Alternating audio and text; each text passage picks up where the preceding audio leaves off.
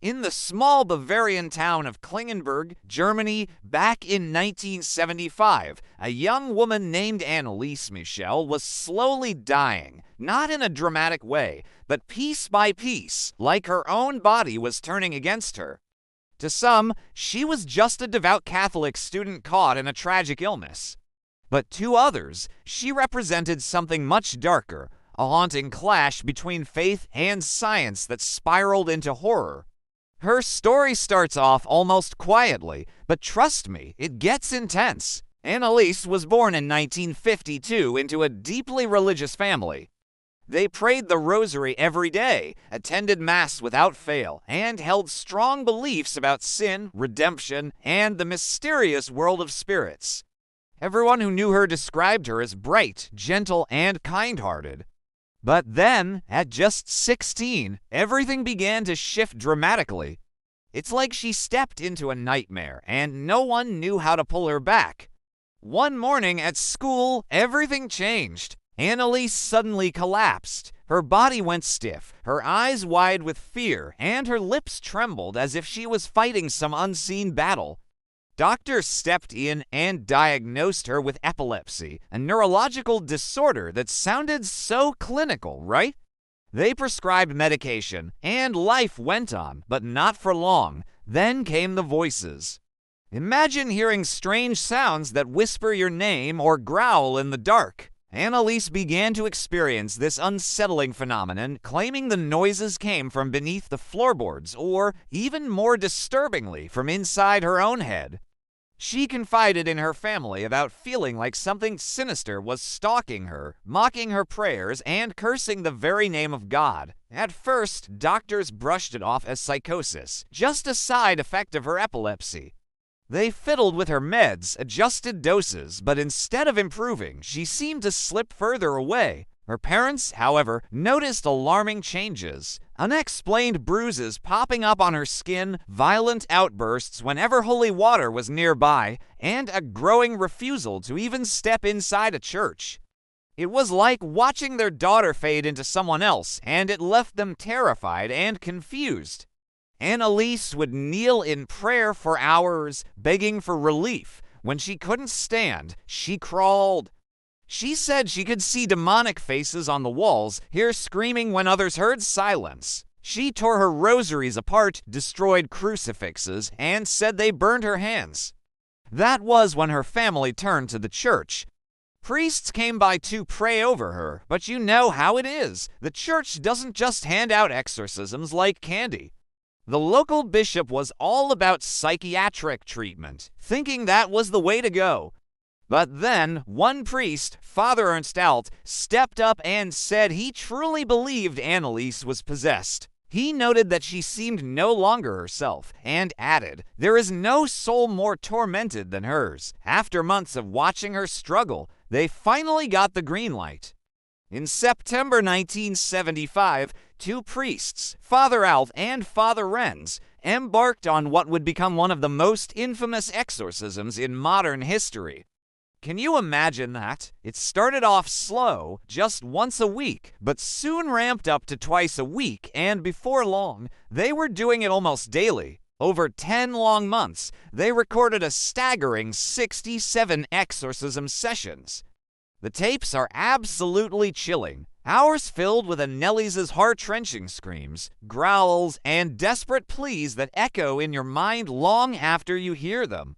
It's wild to listen as her voice shifts into something low and raspy, almost unrecognizable, like she's channeling something dark.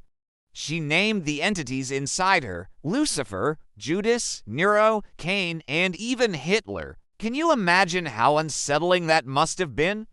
She'd switch tones so suddenly, curse in languages she'd never learned, and insist she was suffering for others' sins. It feels like you're watching a horror movie unfold, but it was all too real for everyone involved.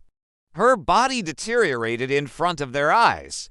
She stopped eating, claiming demons forbade her from food.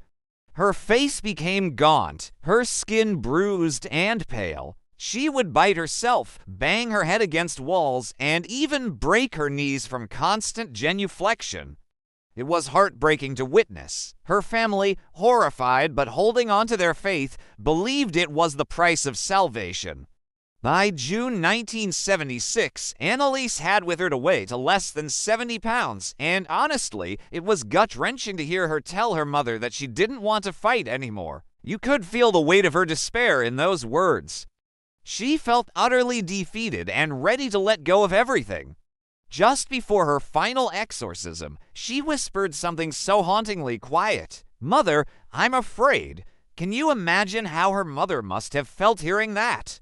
Tragically, on July 1st, 1976, Anneliese Michel passed away alone on the floor of her room, leaving behind a shattered family and an unresolved mystery that still haunts many. The autopsy revealed severe dehydration and malnutrition, which is heartbreaking because she had been physically healthy before the possession began.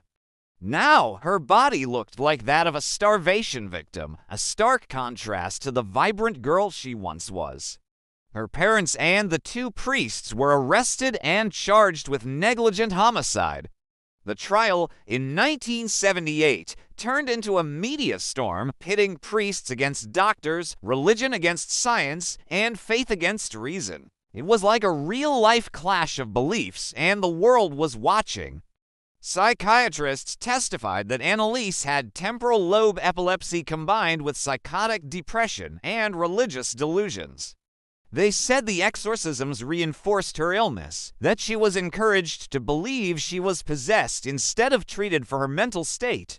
The priests and her parents had a totally different take on everything. They pointed out those things that just didn't add up for science, like the eerie voices that seemed to predict events before they happened, her crazy bursts of strength that were way beyond normal, and how she could identify sacred objects without even seeing them. Meanwhile, the church kind of stepped back, claiming the rites were unauthorized, even though they had given the green light months earlier. In the end, the court handed down a 6-month suspended sentence and 3 years probation for her parents and both priests. The judge noted they acted out of misguided faith, not cruelty, which really shows how complex this whole situation was.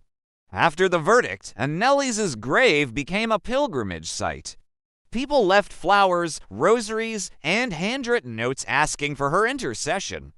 Some called her a saint, a martyr who died battling evil. Others said she was a victim, not of demons, but of untreated mental illness.